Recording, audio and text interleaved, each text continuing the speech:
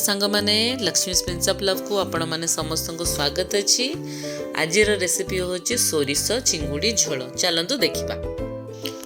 तो मु एठी समुद्र चिंगुड़ी नेछि। ई पाखरे गोटे दुकान थिला जोठी मते मिल जायतिला।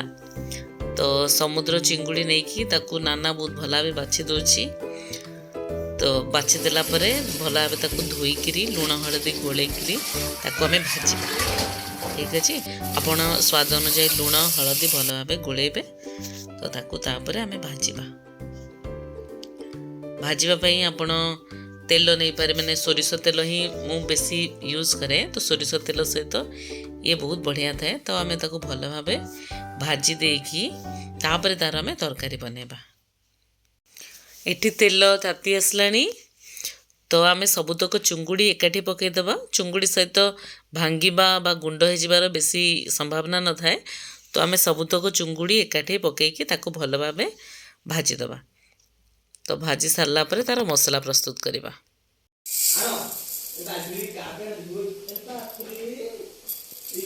सोरिष जीरा मसला करिबा। तो सोरिष आमे पाखापाखी 2-3 चम्मच नहीं जिबा। मु आधे किलो चुंगुड़ी अछि सेतबे आमे 3 चम्मच नौचु सोरिष।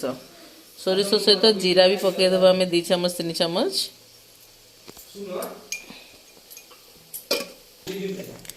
सुखिला लंका जीरा सोरिष सुखिला लंका आउ रसुण।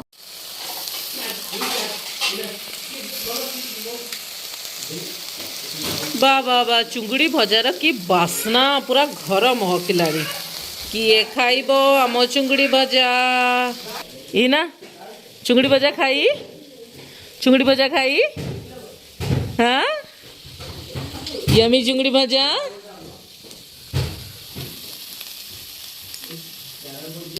आज पूरा टिपिकल तरकारी होची। तो आमे पूरा शिଳରେ मसला बटा होची। मो हस्बैंड बांटुचंती। आलू भी मु तदरे पकेबी। तो गोल गोल करी मु आलू काटी दोची।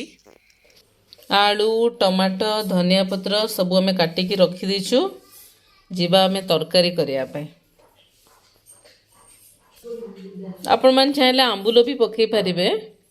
एक्चुअली मो पाखरे बे आंबुलो नाही। तो मु आंबुलो पाउडर पकेबी आपण मान को देखेबी। तेल पकेबा। तेल रे फुटण पके देबो।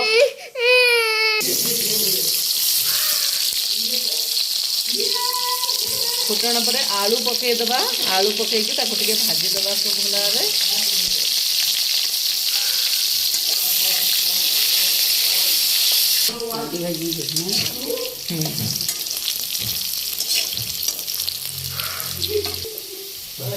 तापर आमे मसला दे देबा। सब मसला देकी टिके मसला को भल भाबे कसिबा।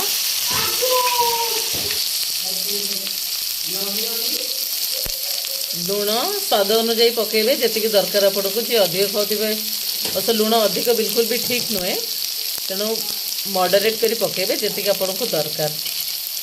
लुण हलदी पकई दिंतु और ताको टिके कषि दिंतु ताकि सोरिषर जो कड़ा अंश अच्छी जो कड़ा बास्ना अच्छी से पड़ेब।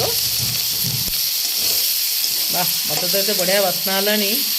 खाली अपेक्षा करछु केतेबेले खाइबु आमे।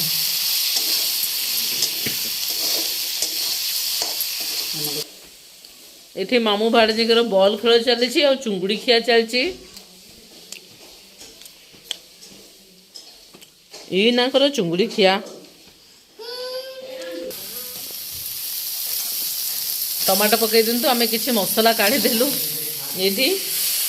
कारण शिबू मो हस्बैंड ताकर एलर्जी अच्छी टमाटो को लेकिन। तो जार एलर्जी अच्छी जो जिनस से जिन पकईबे तरकारी रे। तो तापर आमे टमाटो पकई देलु ताको पे मसला काढ़ी देछि।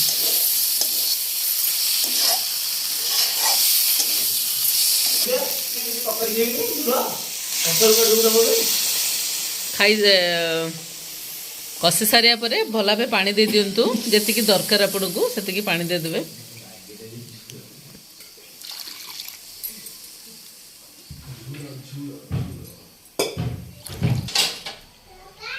पानी देके टिके आलू एबे चुंगड़ी पके दबा।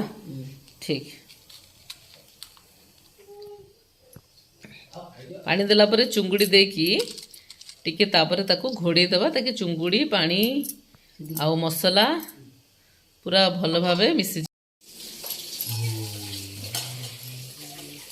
ये बसला बिना टमाटर चुंगुड़ी तरकारी जो मसला बाहर करथिलु सेथिरे पानी देकी बसई दोछु चुंगुड़ी पकई देकी तांको पई करदेबा ताकि समस्ते जी बिना टमाटर खाइबा लोक टमाटर खाइबे टमाटर वाला खाइबा लोक एथिरे खाइबे।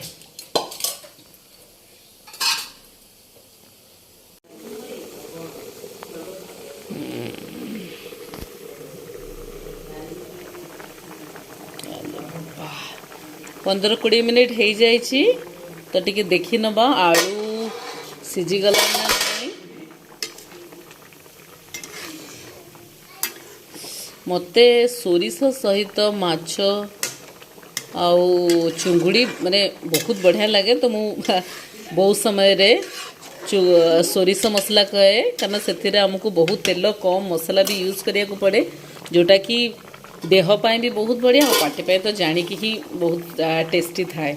तो आपण माने भी बनइबे सोरिष मसला सहित बहुत बढ़िया अच्छे बहुत बढ़िया लगे आपण मानकू खराब लगनी ए रेसिपी बिल्कुल घरे ट्राई करेंगे। शिवु को पई आमे पकेइनु टमाटो तांकर एलर्जी अच्छी बोली तो गोटे काम करिया तांको तरकारी टिके आमे ये देखंतु ये ड्राइड मैंगो पाउडर अच्छी मो पाखे आंबुल नथिला तो टिके पकेदेबा ताकि टिके खटा लगिले सोरिष मसलाटा आमको टेस्टी लगे।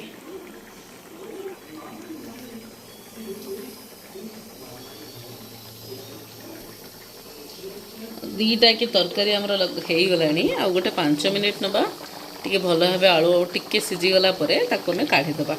गरम गरम उषुना भात कि अरुआ भात सहित ये तरकारी बहुत टेस्टी लगे बहुत रु बहुत टेस्टी देखा खाइबा और आपन को जणेबे केमती लागिबो।